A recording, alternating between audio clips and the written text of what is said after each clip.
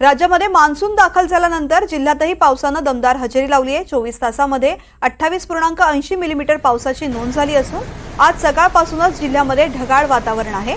दरम्यान 10 जून पर्यंत रत्नागिरी जिल्ह्यासाठी येलो अलर्टचा इशारा हवामान खात्याकडून देण्यात आलाय।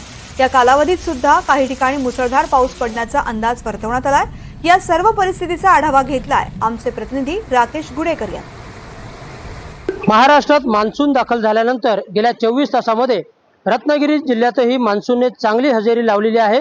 मान्सूनच्या सरी काल दिवसभर रत्नागिरी जिल्ह्यात बरसत होत्या।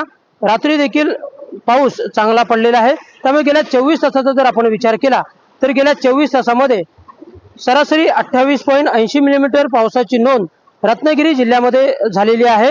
दरम्यान पुढचे काही दिवस रत्नागिरी जिल्ह्यासाठी येलो अलर्टचा इशारा हवामान खात्याकडून देण्यात आलेला आहे। 10 जून पर्यंत हा येलो अलर्टचा इशारा हवामान खात्याने दिलेला आहे। या कालावधीमध्ये काही ठिकाणी मुसळधार पाऊस पडण्याची शक्यता देखील हवामान खात्याने वर्तवलेली आहे।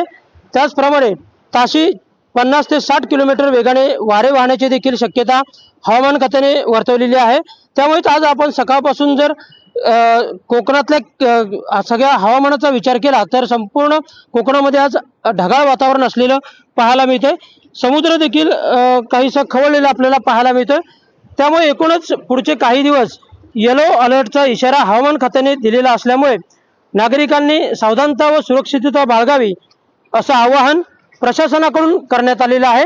त्यामुळे एकूणच आता मान्सून सक्रिय झाल्यामुळे नागरिकांसाठी त्याचप्रमाणे शेतकऱ्यांसाठी ही एक दिलासादायक बाब म्हणावी लागेल। त्याचप्रमाणे येलो अलर्टचा इशारा असल्यामुळे नागरिकांनी सावधानता देखील बाळगणं आवश्यक आहे।